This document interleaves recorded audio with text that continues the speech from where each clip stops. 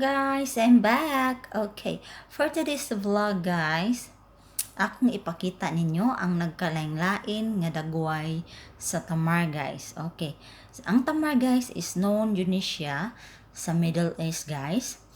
Originated yun sa Middle East guys.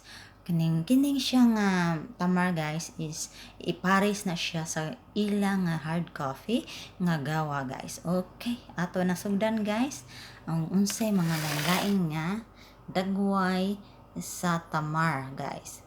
Okay, first is dried tamar.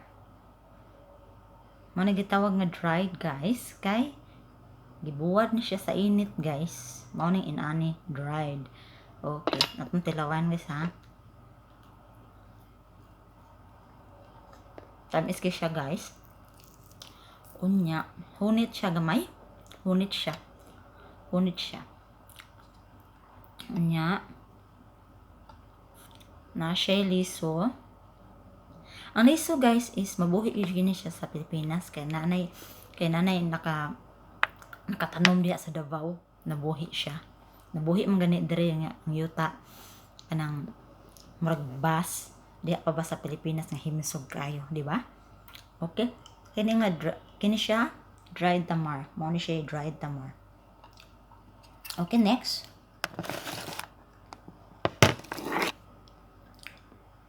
This one guys.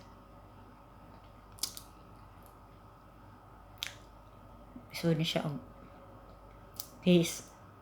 Case. Garabik man ko eh. Ang silupin guys kay case na sa ilaha. Garabik. Case. Okay.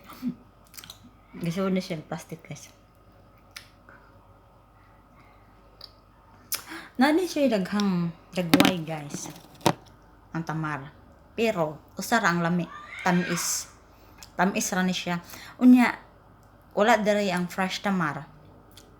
Ang gusto nga matan-aw sa fresh tamar to sa akong FB live. Nag-live ko about sa fresh tamar. Then salamat kayo sa pag visit sa akong vlog guys. I hope you like it. So wala pa mag-subscribe guys, please subscribe. Okay, thank you so much.